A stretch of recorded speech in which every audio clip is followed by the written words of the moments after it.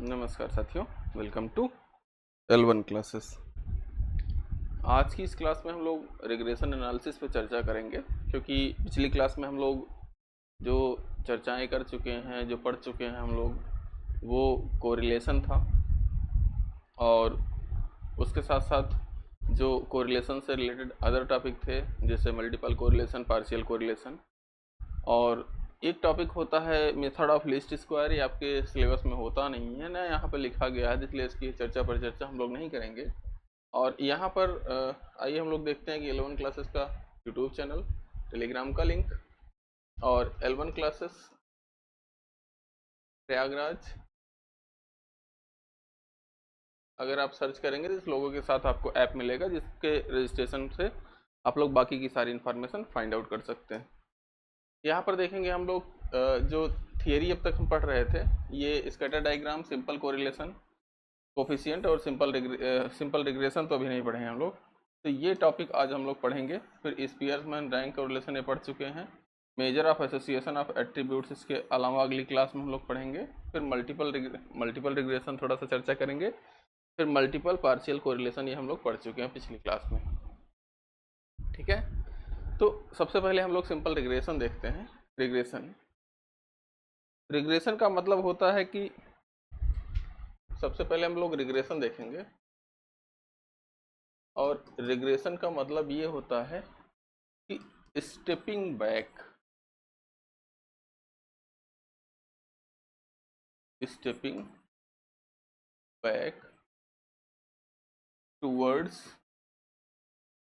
Towards average. Stepping back towards average का मतलब होता है कि जो हमारे पास रिग्रेशन एनालिसिस है, इसमें हम लोग ऐसे वेरिएबल्स, ऐसे मतलब डेटा की चर्चा करेंगे जहां पर हमें एवरेज अगर नहीं है तो एवरेज मतलब जैसे एक वेरिएबल का अगर हमें एवरेज दिया गया है तो दूसरे वेरिएबल का एवरेज क्या होगा उसको हम फाइंड आउट करने की कोशिश करेंगे, ठीक है। तो स्टेपिंग बैक का मतलब क्या हो गया कि हम एवरेज के आसपास जाने का प्रयास कर रहे हैं, ठीक है। तो इसमें यहाँ पर हम जो देखेंगे कि जो इसकी डिफिनीशन होती है, इसमें लिखते हैं हम लोग कि अगर इसकी डिफिनीशन देखा जाए तो इसमें लिखते हैं कि the regression in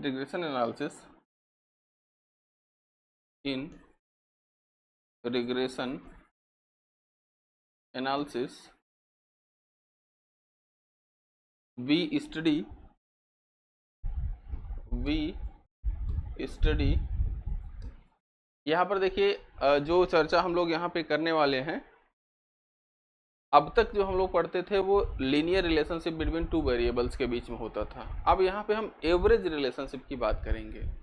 average relationship का मतलब क्या हो गया कि जैसे दो वेरिएबल्स हैं, उनमें हमारे पास लीनियर रिलेशनशिप है, पैराबोलिक है, क्यूबिक है, क्वाड्रेटिक है, किस तरीके का हमारे पास रिलेशनशिप है, वो तो उसकी चर्चा हम लोग कोरिलेशन में करते थे। लेकिन अब जो इस टॉपिक पे जो टॉपिक पढ़ रहे हैं रिग्रेशन में, इसमें हम लोग जो चर्चा करेंगे वो एवरेज रिलेशनशिप की बात करते हैं। और एवरेज रिलेशनशिप में क्या होता है, दो वेरिएबल्स के बीच में एवरेज जो रिलेशनशिप होगी उसको हम फाइंड आउट करने के करेंगे यहाँ पर।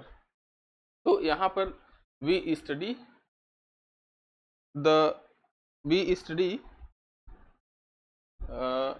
A mathematical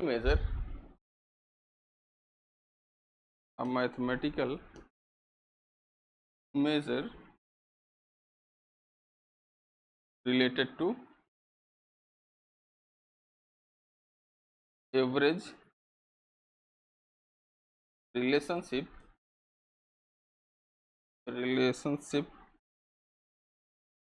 between two or more variables,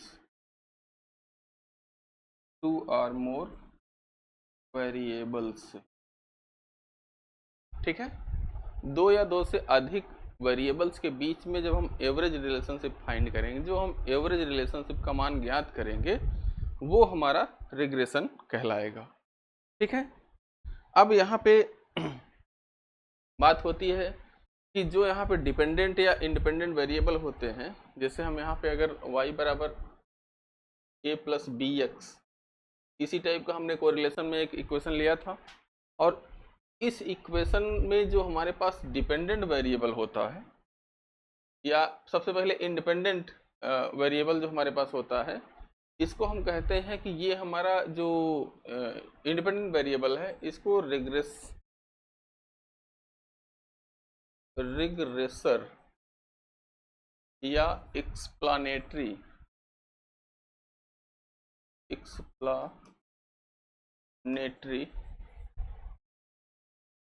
variable कहते हैं। ठीक है, और या इसी को रिग्रेसर, एक्सप्लानेटरी, या कभी कभी इसी वेरिएबल को हम लोग प्रिडिक्टर भी कहते हैं, जिससे हम डेटा का प्रिडिक्शन करते हैं, प्रिडिक्टर। ठीक है, और जो हमारा डिपेंडेंट वेरिएबल होता है, ये ध्यान में रखिएगा, ये हमारा इंडिपेंडेंट वेरिएबल है, इंडिपेंडेंट वेरिएबल है, और इसी को हम लोग यहाँ पर रिग्रेसर या एक्सप्लानेटरी वेरिएबल या प्रिडिक्टर कहते हैं। ये हमारा डिपेंडेंट वेरिएबल है, डिपेंडेंट वेरिएबल, और इसको हम यहाँ पे क्या कहते हैं, रिग्रेस्ड और प्रिडिक्टेड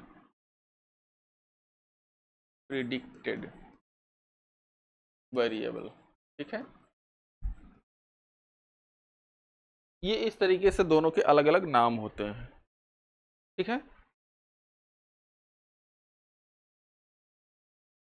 अब ये हमारे पास जो मतलब नाम हुए, डिपेंडेंट वेरिएबल का नाम रिग्रेस्ड या प्रिडिक्टेड, या इसी को एक्सप्लेन्ड भी कह सकते हैं, क्योंकि ये डिपेंड करता है इंडिपेंडेंट वेरिएबल पे।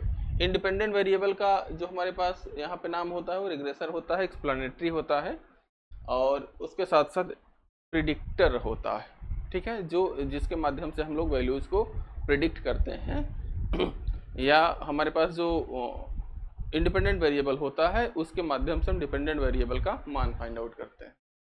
तो अब हमारे पास बात आती है कि हमारे पास रिलेशनशिप तो हम निकालेंगे, तो रिलेशनशिप के लिए कम से कम 2 वेरिएबल की आवश्यकता होती है, और 2 वेरिएबल से की आवश्यकता जब हमारे पास है, कम से कम 2 या से अधिक भी हो सकते हैं। तो यहाँ पे जो हम बेसिक चर्चा करेंगे, हमारे पास 2 ही वेरिएबल होंगे, और 2 वेरिएबल पर हम डिपेंडेंट वेरिएबल या इंडिपेंडेंट वेरिएबल के केस का मान निकालेंगे। एक बार y बराबर a प्लस बी एक्स का, और x बराबर c प्लस डी वाई, इस तरीके के कुछ हमारे पास 2 इक्वेशन होंगे, और दोनों में हम रिलेशनशिप निकालेंगे। फिर उन दोनों लाइंस के बीच में, चूँकि एक लाइन का इक्वेशन होता है स्ट्रेट लाइन का, तो दोनों लाइंस के बीच में एंगल का, दोनों लाइंस के बीच में जो कोफिशिएंट्स होंगे, जो इनके मतलब एंगल्स होंगे, या फिर इनके बीच में जो कोण होगा, जो मतलब रिलेशनशिप होगी, उनका हम मान फाइंड आउट करेंगे यहाँ पे। तो यहाँ पर सबसे पहले हम लिखेंगे there are 2 types of regression lines. ठीक है, पहली लाइन क्या है, पहली लाइन हम इसको लिख रहे हैं the regression line y on x। ये ध्यान में रखिएगा, y ऑन x है, ये ऐसे थोड़ा सा लिखिए दूर दूर, नहीं तो आप एक में समझ लेंगे, y ऑन x। ठीक है, y ऑन x का मतलब क्या हो गया कि y डिपेंड कर रहा किस पे, x पे। तो यहाँ पर x इंडिपेंडेंट वेरिएबल हुआ और y हमारा डिपेंडेंट वेरिएबल हुआ। तो इस केस में हमारे पास एक लाइन का इक्वेशन मानेंगे, फिर उसका मान हमें कैसे फाइंड आउट करना होता है, किस तरीके से आता है, वो हम लिखेंगे। तो लिखेंगे लेट y बराबर a plus b x b the regression line y on x, then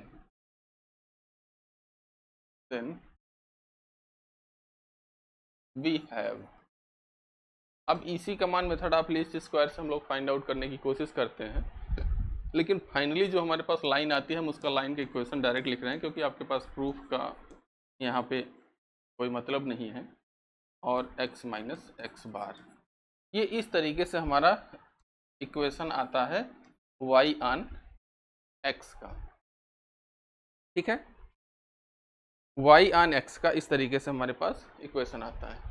B y x क्या होता है, कोफिशिएंट है, ये ध्यान में रखिएगा। बी वाई एक्स, पहले y आ रहा फिर x आ रहा है, इसलिए बी वाई एक्स इसको लिखते हैं।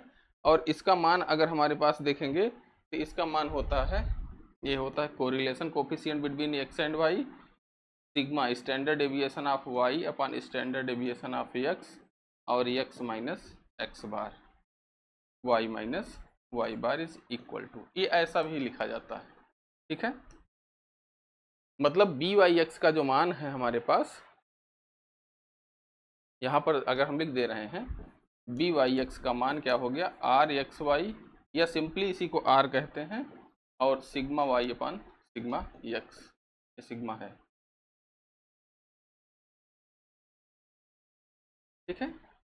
ये जो है हमारे पास, इसका मान इस तरीके से लिखा जाता है, या इसी को बी वाई एक्स का मान, इसको सिंपली आर लिख देते हैं, sigma y upon sigma x. ये ध्यान में रखिएगा कि जो पहले है वो वेरिएबल ऊपर होता है, ठीक है, और जो बाद में है वो वेरिएबल नीचे रहेगा, ठीक।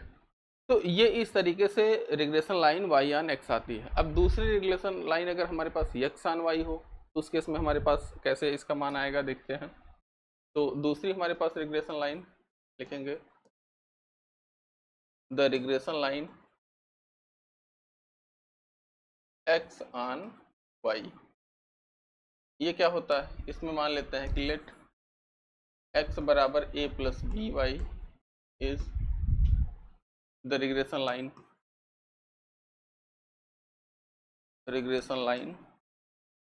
x on y, then x minus x bar is equal to bxy y minus y bar, ऐसे लिखा जाएगा इस बार, ठीक है। इसी को अगर हम और आगे लिखना चाहें तो x minus x bar is equal to, ये क्या हो जाएगा, r, इस बार sigma x upon sigma y होगा, और y माइनस वाई बार, ठीक है। जहां पर इसको लिख सकते हैं क्या, b x y is equal to r sigma x upon sigma y, ठीक है। ये आपका, इसको हम लोग जो कोफिशिएंट है,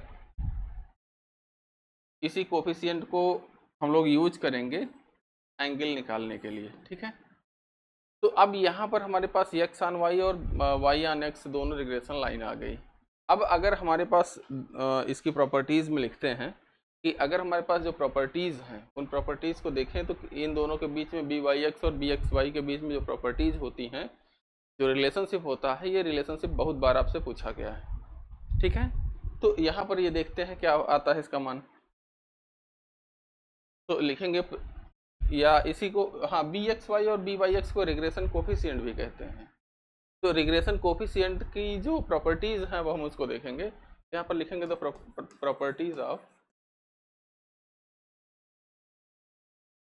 regression coefficient, properties of regression coefficient. पहली प्रॉपर्टी होगी कि दोनों का ज्योमेट्रिक मीन जो होता है, दोनों रिग्रेशन कोफिशिएंट का ज्योमेट्रिक मीन आर के बराबर होता है। आर मतलब कोरिलेशन कोफिशिएंट। तो यहाँ पर लिखेंगे the geometric mean of both regression coefficient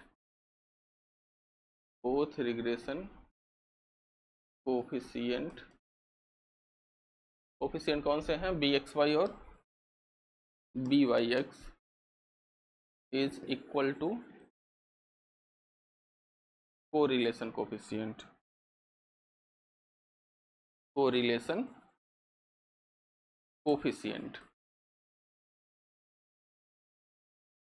तो ये क्या हो जाएगा, b x y into b y x is equal to r with under root.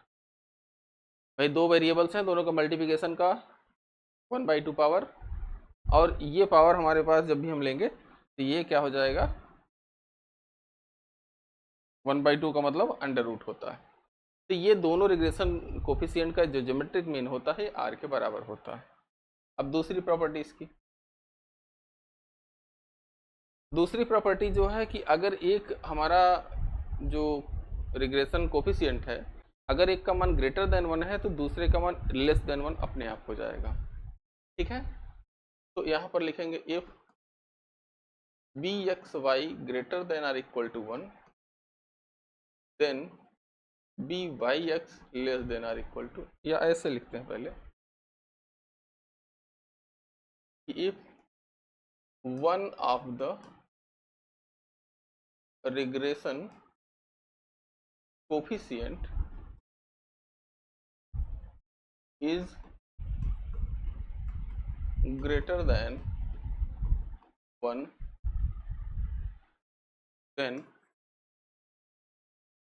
then other regression coefficient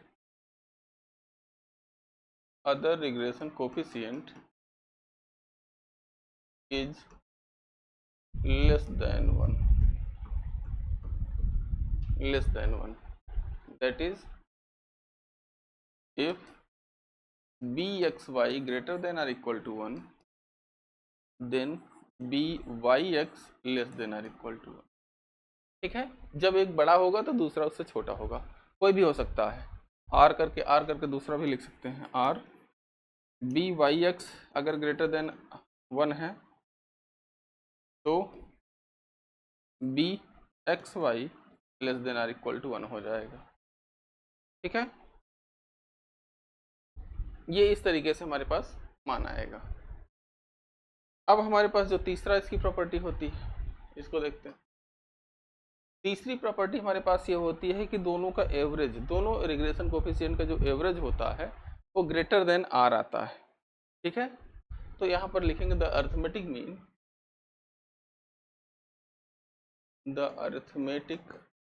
mean of both regression coefficient is greater than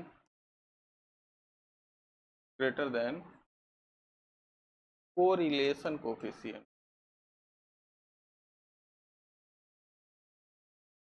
ठीक है, that is 1/2 bxy plus byx greater than or equal to r। ठीक है, ये सभी properties कहीं ना कहीं किसी न किसी एग्जाम में पूछी गई हैं। ठीक है, अब इसके बाद जो अगली प्रॉपर्टी होती है, अगली प्रॉपर्टी ये होती है जो साइन होता है, मतलब साइन का मतलब जो प्लस माइनस इनके साथ साइन होता है रिग्रेशन कोफिशिएंट और आर के बीच में, ये हमेशा सेम होता है। ऐसा नहीं हो सकता कि एक का साइन प्लस में है तो दूसरे का माइनस में हो जाए। इनके साइन या तो निगेटिव है तो सभी निगेटिव होंगे, पॉजिटिव है तो सभी पॉजिटिव होंगे। तो यहाँ पर लिखेंगे the sign of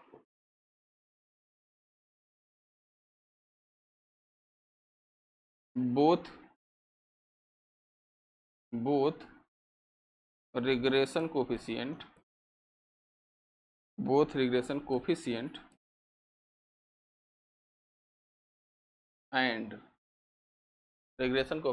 and correlation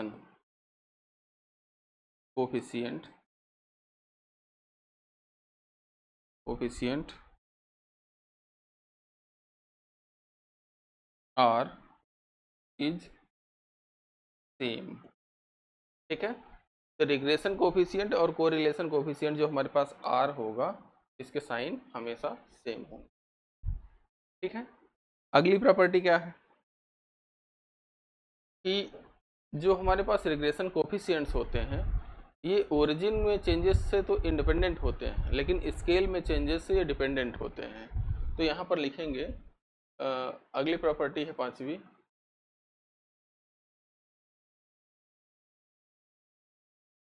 regression coefficients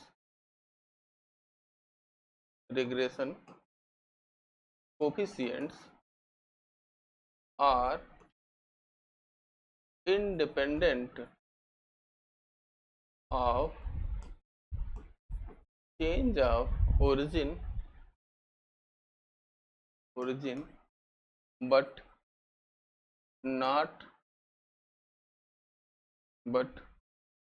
not independent from change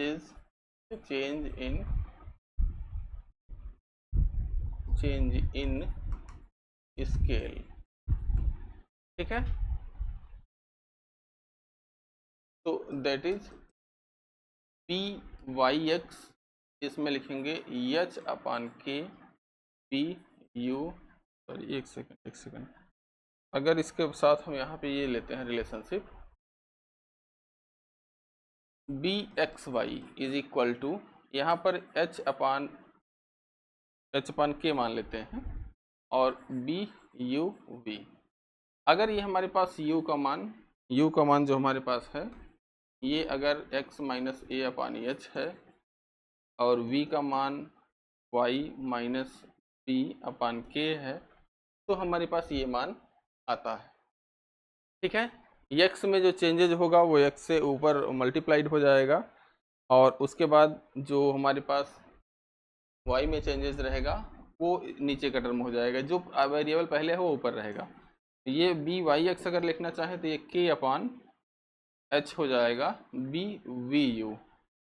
ये दोनों प्रॉपर्टीज आपके पास होल्ड करेंगे। ठीक है, ये हो गया इसकी प्रॉपर्टीज। अब इसके बाद एक इसमें रिलेशनशिप आता है, जो हमारे पास दो रिग्रेशन लाइंस आई हुई हैं उनके बीच में एंगल क्या होता है, तो उस एंगल का मान हम फाइंड आउट करेंगे अब। ठीक है, तो यहाँ पर लिखिए अगली heading, angle between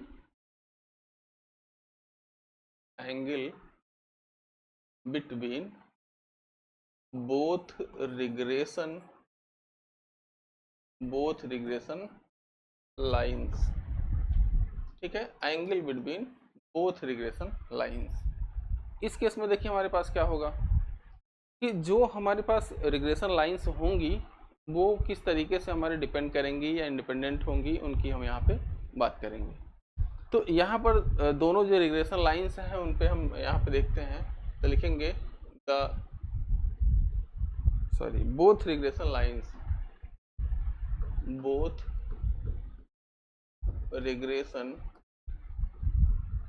lines are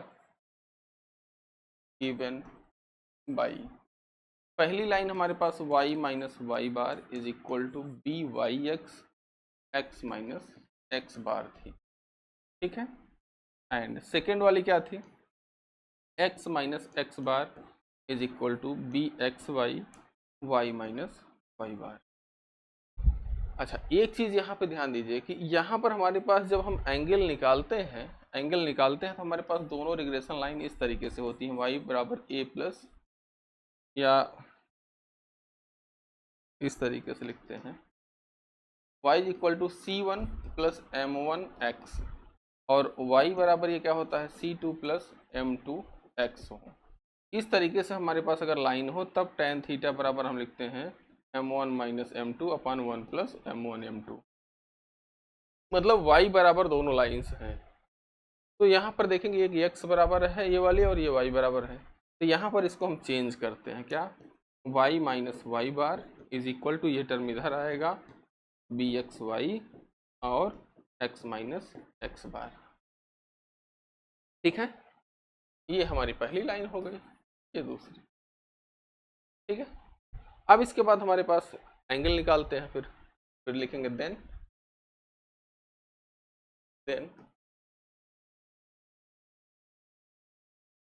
tan theta is equal to, tan theta का मान क्या हो जाएगा m1 माइनस m2 अपान 1 प्लस m1 m2।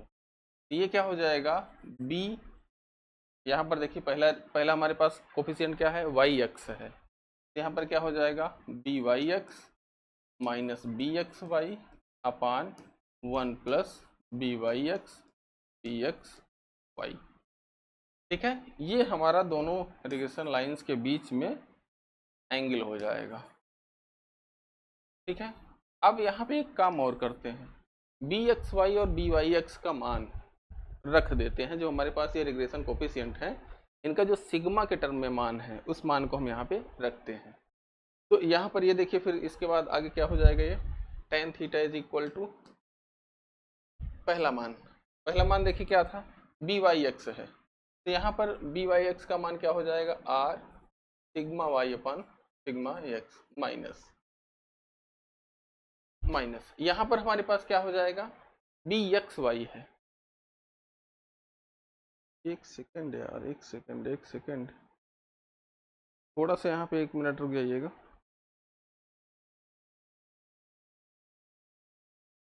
थोड़ी सी यहाँ गड़बड़ी हुई है, 1 सेकंड। दूसरा जो यहाँ पे मान है, अच्छा m1 का मान बी वाई एक्स है, m2 का बी एक्स वाई है यार। 1 सेकंड, यहाँ पर ये थोड़ा सा इसको चेंज करिएगा आप लोग। ये यहाँ पे क्या है हमारे पास मान, यहाँ पर देखेंगे तो ये मान है 1/bxy है ना, 1/bxy है भाई। m1 माइनस m2 यहाँ पर देखेंगे तो ये हमारे पास m1 का मान ये है, यहाँ पर देख लीजिए, ये हमारा m1 है और ये हमारा m2 है ना। मैंने गलती से ये वाली लाइन देख ली थी। तो यहाँ पे जब y बराबर दोनों लाइन्स होंगी, यहाँ पर देखिए दोनों लाइन्स का इक्वेशन y बराबर हमारे पास रहेगा m1 m2 इस तरीके से। m1 m2 जो इसका x का कोफिशिएंट है, जिसको स्लोप भी कहते हैं हम लोग, तो वो इस तरीके से हमारे पास आएगा। अब m1 माइनस m2 अगर हमारे पास इस तरीके से है, तो यहाँ पर m1 माइनस m2 अपन 1 प्लस m1 m2। अब इसमें यहाँ पे थोड़ा सा इसको कॉमन लीजिए, ये क्या हो जाएगा, b y x into b x y minus 1 upon ये क्या हो जाएगा, b x y plus b y x. ठीक है, ये होगा हमारा tan थीटा का मान है। या ये भी लिखा जा सकता है, कहीं कहीं आपको क्वेश्चन में ये भी दिया जा सकता है। ठीक, अब इसके बाद हम लोग आते हैं tan थीटा का मान फाइंड आउट करने के लिए। तो tan थीटा का मान यहाँ पर देखेंगे तो ये क्या हो जाएगा हमारे पास, r sigma y upon sigma x था, क्योंकि यहाँ पे ये बी वाई एक्स था। अब यहाँ पे 1/bxy है, तो 1/bxy है तो इसको क्या लिखेंगे, 1/r sigma x upon sigma y, यही है bxy है। bxy का मान क्या हो जाएगा, r times sigma x upon sigma y upon यहाँ पर क्या हो जाएगा, r sigma y upon sigma x and sigma है ये प्लस। अब यहाँ पे देखेंगे तो यहाँ पे हमारे पास दूसरा मान क्या है, b, यहाँ पे देख लीजिए, यहाँ पे,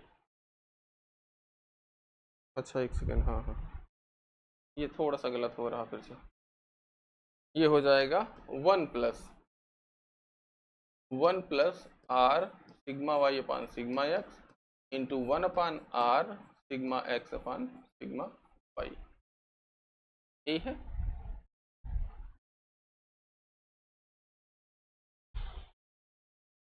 B, 1 second, b x y, हाँ बी एक्स वाई, और इसके बाद ये टर्म आ जाएगा,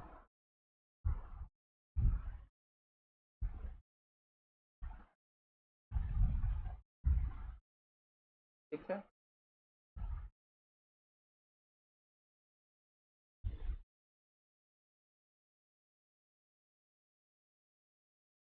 लिख लिया सबने। अब इसके बाद यहाँ पर देखिए हमारे पास, इसको फिर से हल कर देते हैं थोड़ा सा, तो क्या हो जाएगा, r sigma y upon sigma x minus 1/r into ये हो जाएगा sigma y upon sigma x upon यहाँ पर ये क्या हो जाएगा, 1 प्लस आर कैंसिल आउट हो जाएगा, ये हो जाएगा sigma y upon sigma x into sigma y upon sigma x. ठीक है, ये टर्म ऊपर चला जाएगा यहाँ पे, और ये टर्म, तो अब यहाँ पे ये tan थीटा का मान क्या हो जाएगा, ये हो जाएगा, यहाँ पर देखेंगे तो sigma y upon sigma x हमारे पास कॉमन हो जाएगा, r माइनस 1/r हो जाएगा अपान यहाँ पे हमारे पास क्या हो जाएगा, 1 plus sigma y square upon sigma x square, ये हो जाएगा हमारे पास मान। ठीक है, अब इसको थोड़ा सा और हल करते हैं। तो यहाँ पर देखिए सिग्मा एक्स स्क्वायर हम कॉमन लेते हैं, यहाँ पे एलसीएम लेते हैं, तो ये क्या हो जाएगा हमारे पास tan थीटा बराबर, ये हो जाएगा sigma y upon sigma x, sigma y upon sigma x,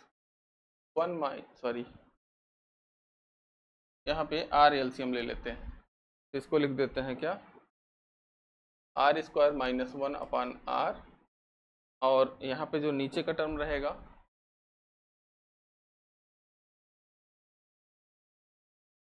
यहाँ पर देखिए नीचे का टर्म क्या हो जाएगा, यहाँ पर हो जाएगा sigma x square plus sigma y square, sigma x square plus sigma y square upon sigma x square. ठीक है, तो ये हो जाएगा। अब इसके बाद आगे क्या हो जाएगा, tan थीटा बराबर r square minus 1 upon r into, ये टर्म ऊपर जाएगा, ऊपर जाएगा तो एक इससे कैंसिल हो जाएगा, तो ये हो जाएगा हमारे पास क्या, sigma x sigma y upon sigma x square plus sigma y square. ठीक है, ये हमारा angle between both regression lines आ जाएगा। ठीक है, अब यही चीज, इसी को कभी कभी क्या लिखते हैं हम लोग, आर करके ये लिख देते हैं tan theta is equal to 1 minus r square upon r और sigma x sigma y upon sigma x square plus sigma y square.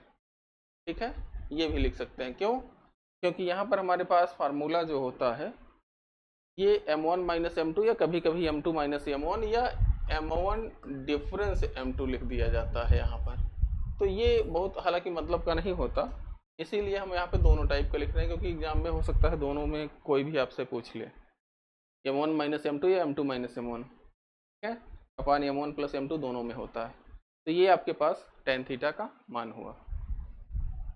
ठीक है, अब चाहे जो भी एंगल ले लीजिए, चाहिए अगर r का मान 1 हो जाए, हमारा परफेक्ट पॉजिटिव कोरिलेशन हो, चाहे पॉजिटिव हो या नेगेटिव, तो उस केस में यहाँ पर देखेंगे आर स्क्वायर माइनस 1, चाहे माइनस 1 मान रखिए चाहे प्लस 1, ये 1 माइनस आर स्क्वायर का टर्म 0 हो जाएगा। ठीक है, 1 माइनस आर स्क्वायर का टर्म जहाँ 0 हुआ, उसके बाद आप कुछ भी यहाँ पे सिग्मा एक्स सिग्मा वाई का मान रखिए, वो हमेशा 0 हो जाएगा। तो ये एक रिजल्ट है, यहाँ पर एक नोट में लिखिएगा, नोट करके,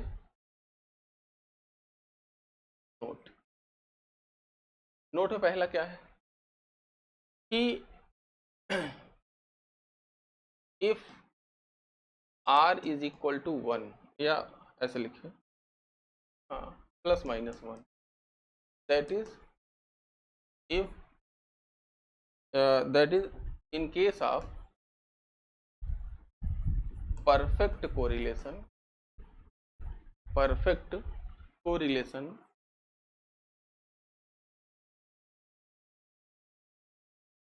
tan थीटा बराबर, दिस इम्प्लाइज थीटा बराबर, अब इस केस में tan थीटा का मान 0 कब आता है, तो tan थीटा का मान या तो 0 ही हो, tan 0 का मान 0 होता है, या tan पाई का मान, tan पाई मतलब 180 डिग्री का मान हमारे पास 0 आएगा। ठीक है, तो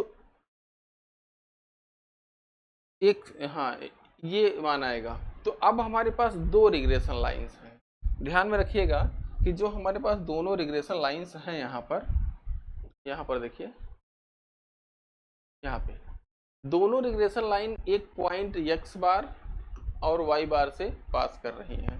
जब कोई भी लाइन का इक्वेशन किसी पॉइंट को सेटिस्फाई करने लगे, तो इसका मतलब हो गया कि वो लाइन का इक्वेशन उस पॉइंट से पास होता है। तो यहाँ पर देखेंगे ये भी लाइन का इक्वेशन, और मतलब ये लाइन का इक्वेशन x बार y बार पॉइंट से पास कर रहा है, और ये भी x बार y बार से पास कर रहा है। ठीक है, और यहाँ पर एक चीज हमें बताइए कि जब आपके पास दो लाइंस किसी एक पॉइंट से पास कर रही हो, जैसे मान लीजिए यहाँ पर एक हमारा पॉइंट है, यहाँ से दो लाइन पास कर रही थी, ये ऐसे ऐसे ऐसे कोई भी लाइन हो सकती है। पॉइंट से सभी लाइनें पास हो रही हैं, लेकिन उन लाइन के बीच में एंगल या तो जीरो हो या तो पाई हो। तो यहाँ पर देखेंगे तो ये दो केसेस में पॉसिबल है कि या तो ये लाइन इसी पॉइंट के पैरेलल हो या तो इसी पे कोइंसाइड कर जाए, दोनों लाइन इसी लाइन पे आ जाए। तो यहाँ पर दोनों पैरेलल होंगी तब इनके बीच कहा जाएगा कि 180 डिग्री का एंगल है, लेकिन जब ये कोइंसाइड कर जाएंगी, एक दूसरे के ऊपर चढ़ जाएंगी, तो यहाँ पर इनको कहा जाएगा कि इनके बीच में 0 डिग्री का एंगल है। ठीक है, तो यहाँ पर हमारे पास क्या हो गया, हमारे कहने का मतलब, और दोनों लाइन जब पैरेलल होंगी तो वो किसी एक पॉइंट से कभी नहीं पास करेंगी, ये चीज़ भी फिक्स है कि दोनों लाइन अगर पैरेलल हैं तो थोड़ा भी डिफरेंस होगा तो पॉइंट सेम पॉइंट नहीं होगा। तो इसलिए यहाँ पर इससे ये निष्कर्ष निकलता है कि this implies the angle this implies both the regression lines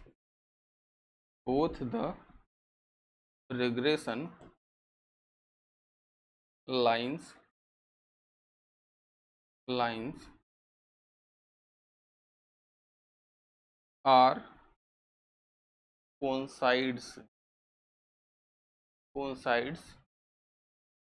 with each other। ठीक है, because they are passes through the point x bar y bar. x बार और y बार पॉइंट से ये दोनों लाइन पास कर रही हैं, इसलिए हमारे पास ये दोनों लाइन या तो इनके बीच में 180 डिग्री का कोण होगा या 0 डिग्री का कोण होगा। तो 180 डिग्री पॉसिबल नहीं है क्योंकि एक ही पॉइंट से दोनों लाइन पास कर रही हैं, इसलिए दोनों एक दूसरे के कोइंसाइड करेंगी और दोनों के बीच में एंगल 0 डिग्री होगा और ये पाई नहीं होगा। ठीक है, तो ये हुई इसकी पहली प्रॉपर्टी। अब अगर r का मान 0 हो जाए, क्योंकि r का मान कोरिलेशन कोफिशिएंट का मान -1 से 1 के बीच में होता है, तो अगर अब r का मान हमारे पास दूसरी कंडीशन हमारे पास होगी कि r का मान 0 हो जाए, मतलब दोनों लाइंस या दोनों वेरिएबल्स हमारे पास अनकोरिलेटेड हैं। अगर दोनों वेरिएबल्स हमारे पास अनकोरिलेटेड हैं तो इस केस में हमारे पास क्या हो जाएगा, tan थीटा बराबर, tan थीटा का मान यहाँ पे क्या आएगा, देखिए यहाँ पर हम r का मान 0 रख रहे हैं, तो ऊपर यहाँ पे कुछ भी हो, नीचे 0 आ गया तो इसका मतलब ये मान हमारा इन्फिनिटी हो गया, मतलब tan थीटा बराबर इन्फिनिटी। दिस इम्प्लाइज थीटा बराबर π/2 या इसी को 90 डिग्री कहते हैं। ठीक है, π/2 या इसी को r 90 डिग्री।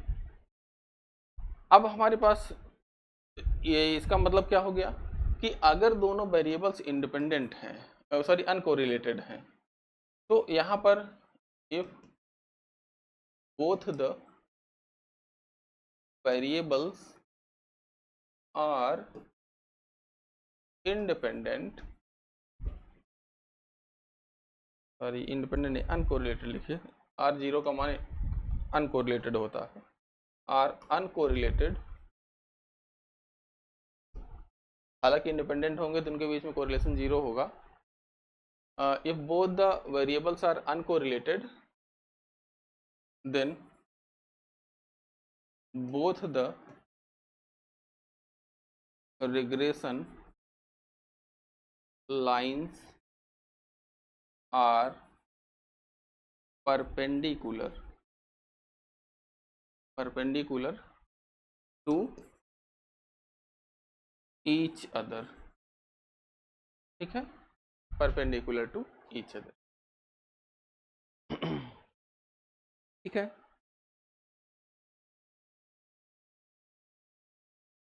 अब इसमें हमारे पास एक क्वेश्चन है, क्वेश्चन बताते हैं, हालांकि ये नॉर्मली बीएससी में पूछा जाता है। एक क्वेश्चन यहाँ पे आप लोग भी देख लीजिए क्योंकि आप लोगों में भी एक आध क्वेश्चन यहाँ पे पूछा हुआ है।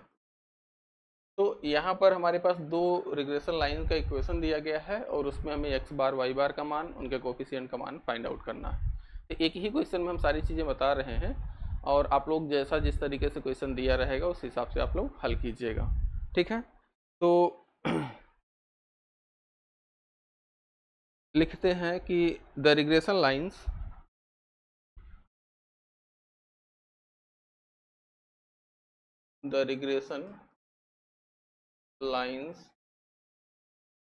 y on x and x on y are given by यहाँ पर रिग्रेशन लाइन का जो इक्वेशन है 8x minus 10y plus 66 is equal to 0, ये पहला वाला है। और दूसरा है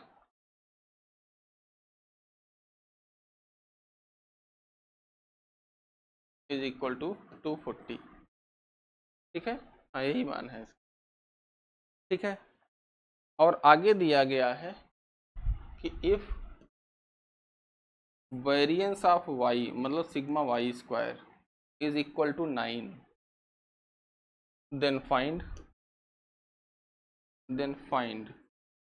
में पहला mean of x and y, x और y का मीन फाइंड आउट करना है। दूसरा सिग्मा वाई स्क्वायर या स्टैंडर्ड डेविएशन या वेरिएंस जो भी कहा रहे, ठीक है। और उसके बाद तीसरा यहाँ पे फाइंड आउट करना है। यहाँ पे तीसरा हम लिख दे रहे हैं correlation coefficient between x and y। ये तीन चीज़ें हमें फाइंड आउट करनी है। तो सबसे पहले अर्थमेटिक मीन हम लोग फाइंड आउट करते हैं, ठीक है। अर्थमेटिक मीन कैसे फाइंड आउट करेंगे? तो चूंकि हम लोग जानते हैं कि हमारा जो रिग्रेशन लाइंस होती हैं, कोई भी इक्वेशन आपके पास लिखा गया उससे नहीं मतलब है, जो हमारे पास रिग्रेशन लाइंस होती हैं वो दोनों पास करती हैं एक्स बार और वाई बार पॉइंट से, ठीक है। तो यहाँ पे ये दोनों इक्वेशन उस पॉइंट से सेटिस्फाइड होंगे, मतलब ये लाइन की इक्वेशन एक्स बार वाई बार पॉइंट को सेटिस्फाई करेंगे। तो यहाँ पर लिखेंगे हम लोग क्या सोल्यूशन में लिखते हैं, since both the regression lines are passes through the point x bar y bar, hence क्या हो जाएगा, hence 8x बार माइनस क्या है 10y bar is equal to minus 60, ठीक है। 66 इधर था तो उसको उधर कर दिए हैं, 0 से उधर साइड, ठीक है। और उसके बाद ये दूसरी लाइन का इक्वेशन क्या है 40 18, तो ये क्या हो जाएगा 40x बार माइनस 18 18 है 18y bar is equal to 214। अब इन्हीं दोनों इक्वेशंस को हम सॉल्व आउट करते हैं। सॉल्व कैसे करेंगे? तो यहाँ पे इसको इक्वेशन 1 मान लेते हैं, इसको 2 मान लेते हैं। तो एक वाले में 5 से मल्टीप्लाई कर देते हैं, ठीक है। तो क्या हो जाएगा 40x bar minus 50y bar is equal to 6 पंचे 30 और 6 पंचे 30 3 33। अब यहाँ पे इन दोनों इक्वेशन को माइनस में कर दो, ठीक है। माइनस करोगे तो ये कैंसिल आउट हो जाएगा, ये क्या हो जाएगा माइनस 18y बार, ये पॉइंट माइनस, फिर यहाँ पे minus 50y bar is equal to 214 minus sorry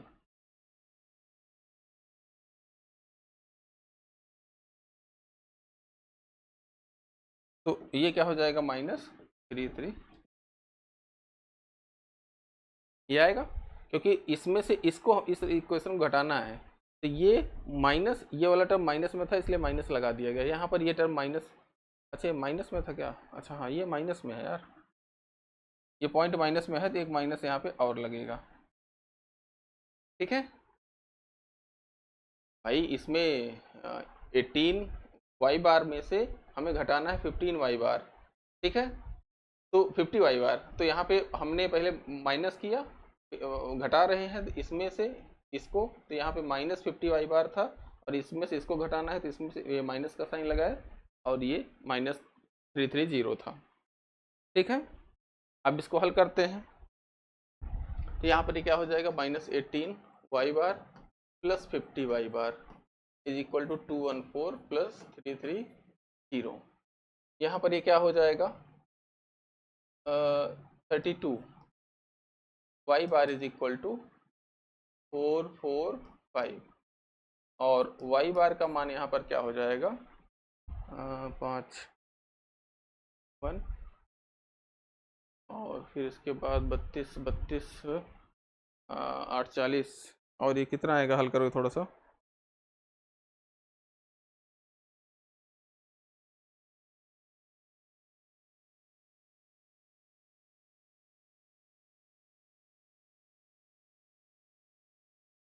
ठीक है, क्या आ जाएगा 17 समथिंग कुछ। ठीक है, 17 दूनी 34 और 4 हुआ 3, 17 दूनी 34, 17 51 3 54, हाँ ठीक है, वाई बार का मान हमारे पास 17 आ गया। अब इसके बाद थोड़ा सा जैसे होता ना, एग्जाम बहुत दिन दिए हो गया, एग्जाम अब देना छोड़ दिया गया, कैलकुलेशन बड़ा वीक हो गया यार। ठीक है, अब इसके बाद यहाँ पे वाई बार किसी एक इक्वेशन में यहाँ पे पुट कर देते हैं, पहले ही इक्वेशन पुट कर देते हैं तो हमारे पास एक्स बार का मान आ जाएगा। तो यहाँ पे लिखेंगे फ्रॉम इक्वेशन 1, ये क्या था, 8x bar minus 10 y bar is equal to minus 66 है, तो 8x bar minus 10 into 17 is equal to minus 66, ये क्या हो जाएगा, 8x bar is equal to minus 66 plus 170। तो ये अब क्या आएगा, ये 8x bar is equal to ये हो जाएगा 4, 170 में 66 माइनस कीजिए तो 0 हो जाएगा, 1 हो जाएगा, तो x bar is equal to क्या हो जाएगा, 8 1 9 8 8 2 10 8 3 24 13 हो जाएगा ये x बार का मान। ठीक है, हमारे पास x बार और y बार का मान आ गया। ठीक, अब हमारे पास क्या कह रहा है, जो हमारा क्वेश्चन है, क्वेश्चन में देखेंगे तो यहाँ पर हमारे पास पूछा क्या है, mean of x bar x and y, ये तो हमारे पास आ गया। अब हमारे पास सिग्मा y स्क्वायर, एक सेकेंड, सिग्मा x स्क्वायर होगा, सिग्मा y स्क्वायर तो नहीं होगा क्योंकि ये सिग्मा y स्क्वायर का मान तो पहले दिया गया है। तो अब यहाँ पे कह रहा है correlation coefficient between x and y find out कीजिए। तो कोरिलेशन कोफिशिएंट कैसे फाइंड आउट करेंगे, इसको देखिए। तो यहाँ पर हमारे पास कोरिलेशन कोफिशिएंट फाइंड आउट करने के लिए जो हमारे पास लाइन के इक्वेशन है, ये मान लेते हैं कि ये y ऑन x है और ये x ऑन, अच्छा ये y ऑन x पहला है, x ऑन y दूसरा है। तो y ऑन x है तो y बराबर समथिंग लिखा जाएगा, तो इस वाले को हम y बराबर समथिंग में लिखते हैं, तो देखते हैं क्या आता है। तो यहाँ पर लिखते हैं कि the regression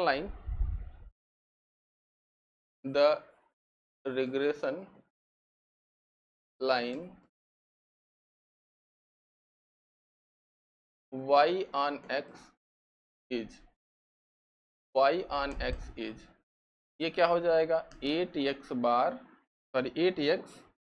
minus 10y plus 66 is equal to 0। इसको इधर ले आइए, 10y is equal to 8x plus 66 और y बराबर क्या हो जाएगा, 8/10 x प्लस 66/10। अब ये क्या हुआ कि y बराबर by(x) प्लस c। ठीक है, तो दिस इम्प्लाइज यहाँ पे regression coefficient y on x के केस में क्या होता है, by(x) इज इक्वल टू 8/10। ठीक है, 8/10 यहाँ से आया। अब by(x) का यहाँ पे मान रख दीजिए, अच्छा by(x), हाँ एक यहाँ पे by(x) हुआ और दूसरी लाइन से यहाँ पे जो कि दोनों का ज्योमेट्रिक मीन हमारे पास कोरिलेशन कोफिशिएंट के बराबर होता है, तो दूसरी लाइन में हम क्या लिखेंगे, and the regression line x on y is, दूसरी वाली जो बची हो उसको एक्स ऑन वाई कह देते हैं। तो यहाँ पर ये क्या था 40x माइनस क्या था 18y इज इक्वल टू 214 था, ये इसी लाइन देख लेते हैं एक बार, चेक कर लेते हैं नहीं फिर से गलत हो। हाँ 40x minus 18y is equal to 21, अच्छा 240 है यार, 40 है 214 है यार, ये कहाँ से दो जगह दो लिखा गया है, अरे यार 214 है, चलो 214 लेके ही सॉल्व कर दिए हैं, तो इसको 214 कर लो, थोड़ी थोड़ी गलतियां हो रही हैं यार। तो इसमें ये हमारे पास ये मान आया, 214 लेके सॉल्व कर दिए थे, तब चलिए 214 ही ले लेते हैं, कोई दिक्कत नहीं है इसमें। अब इसके बाद यहाँ पर देखेंगे 40 18 214, हाँ तो अब ये क्या हो जाएगा एक्स ऑन वाई है, तो यहाँ पर क्या लिखेंगे 40x is equal to 18y plus 214, तो ये x बराबर क्या हो जाएगा 18y अपान 40 प्लस 214 अपान 40, तो यहाँ से bxy का मान क्या हो जाएगा 18 अपान 40, ठीक है, ये यहाँ पे आ गया bxy और इधर साइड हमारा आ गया byx, ठीक है। तो अब यहाँ पर क्या हो जाएगा then since r square is equal to या r is equal to under root b x y और बी वाई एक्स, ये क्या हो जाएगा अंडर रूट, दोनों के मान क्या है, एक का मान 18/40 है, दूसरे का 8/10 है, 18/40 और 8/10, 18/40 और 8/10, ठीक है, ये 4 दूना 8 हो जाएगा, 18 दूनी 36 हो जाएगा, ये हो जाएगा 6/10, ये हो जाएगा 0.6, ये हो जाएगा आर का मान, ठीक है, ये इतना मान आपके पास आ गया। अब चूंकि कोई एक भी हमारे पास, अब अगला हमारे पास क्या है, हमारे पास सिग्मा एक्स का मान फाइंड आउट करना था, तो यहाँ पर लिखेंगे since b y x is equal to r sigma y upon sigma x, this implies b y x का मान यहाँ पे देखिए, बी वाई एक्स का मान क्या है 8/10 है, तो यहाँ पर ये क्या हो जाएगा 8/10 इज इक्वल टू 0.6 आर का मान आया है, और सिग्मा वाई का यहाँ पे देखेंगे क्वेश्चन में मान दिया गया था कुछ, सिग्मा वाई, अच्छा सिग्मा वेरिएंस ऑफ एक्स दिया वाई दिया था, तो ये 9 है, तो इसी का under root sigma standard deviation हो जाता है, तो यहाँ पर ये क्या हो जाएगा 3, इसका मान हो जाएगा 3 अपान सिग्मा एक्स, तो ये यहाँ से सिग्मा एक्स का मान निकाल लीजिए, तो ये हो जाएगा 3 दूना 6 हो जाएगा, और एक सेकंड ऐसे लिख देते हैं पहले, sigma x is equal to 0.6 into 3 upon, ये पॉइंट नहीं है ध्यान में रखना, ठीक है, 0.6 इंटू 3 इंटू 10 अपान 8, ठीक है, ये होगा ना,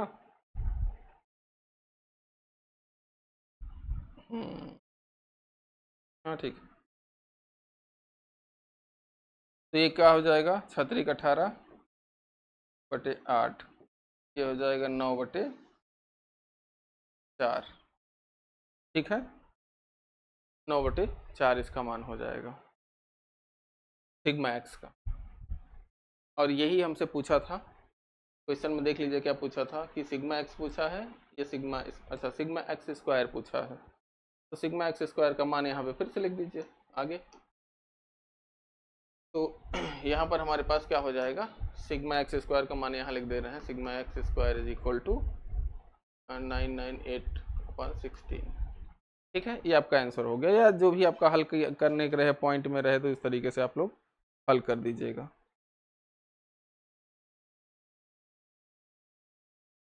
ठीक है।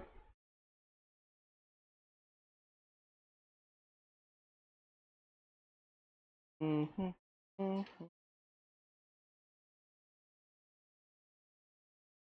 ये आपके पास मान आ गया। तो ये आज की क्लास का जो हमारे पास लगभग निचोड़ था, जो रिग्रेशन लाइन या रिग्रेशन कोफिशिएंट पे बेस्ड था, यहाँ तक आके आकी क्लास समाप्त होती है। और अगली क्लास में हम लोग एट्रीब्यूट्स थियरी की चर्चा करेंगे, फिर आपका ये चैप्टर या पॉइंट खत्म हो जाएगा। ये Telegram sorry YouTube channel, Telegram का लिंक, और किसी भी क्वेरी के लिए इस पर संपर्क करिए। ठीक है, तो आज की क्लास के लिए बस इतना ही। Thank you for this class, have a nice day.